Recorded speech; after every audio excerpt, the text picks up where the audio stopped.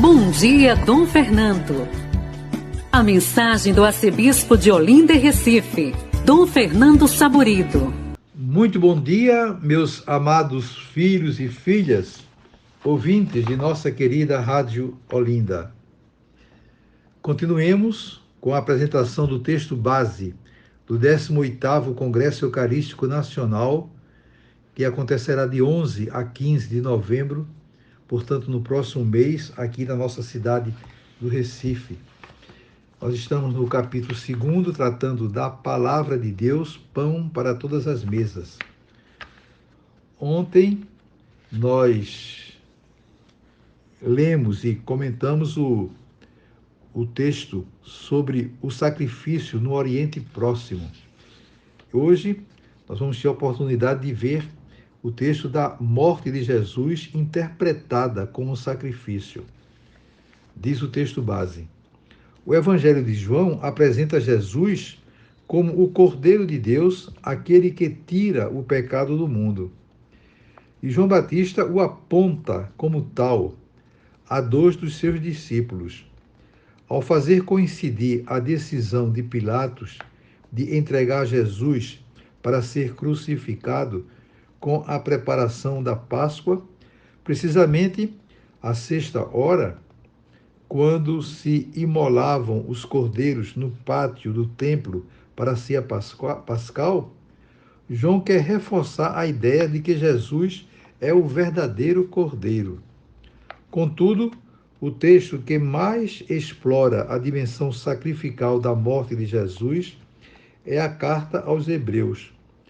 Trata-se de uma grande homilia com o intuito de estimular uma comunidade em crise de perseverança diante das dificuldades enfrentadas pelos primeiros cristãos e o saudosismo da liturgia da primeira aliança. Esse texto foi escrito depois da destruição do Templo de Jerusalém, no ano 70.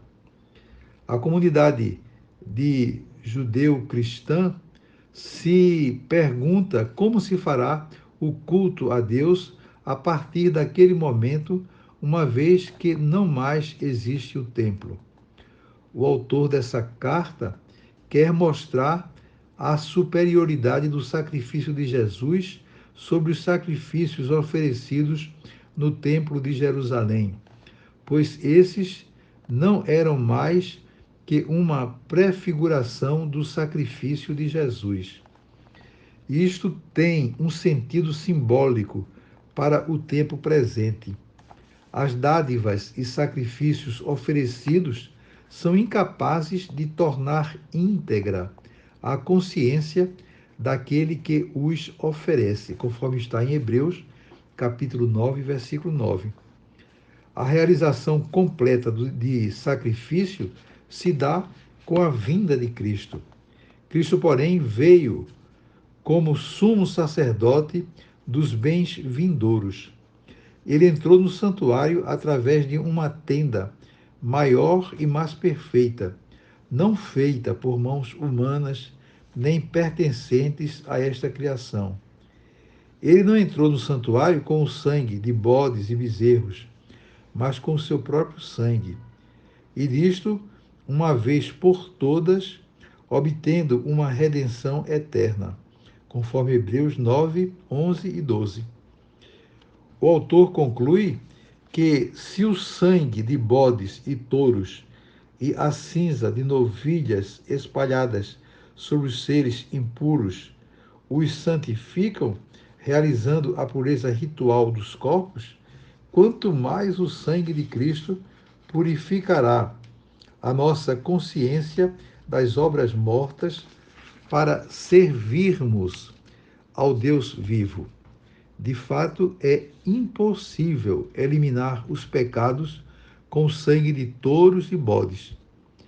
Mas o sacrifício de Jesus nos santifica, porque ele consistiu na entrega de toda a sua vida para realizar a vontade do Pai. E é nessa vontade que fomos santificados pela oblação do corpo de Cristo Jesus. Então aqui nós temos um belo paralelo, né, que o texto base do Congresso nos apresenta entre o sacrifício no Oriente Próximo e a morte de Jesus interpretada como sacrifício. Os fundamentos aqui apresentados são muito bonitos, muito importantes, mostrando que tudo aconteceu por amor. Jesus deu a sua vida voluntariamente, atendendo à vontade do Pai para nos redimir. É o verdadeiro sacrifício, esse realizado por Jesus, que nós rememoramos cada vez que vamos celebrar a missa, que nos aproximamos do altar. O padre, indignamente fazendo as vezes do Cristo, se aproxima do altar para celebrar com a comunidade o santo sacrifício da missa. Aí nós repetimos esse gesto, a morte de Jesus, de fato, como sacrifício de expiação pelos pecados do mundo. Nós fomos redimidos por esse gesto de amor de Jesus Cristo. Desejo a todos vocês um dia maravilhoso. Amanhã, se Deus quiser, voltaremos a nos encontrar e sobre todos e todas venham as bênçãos do Pai, do Filho e do Espírito Santo. Amém.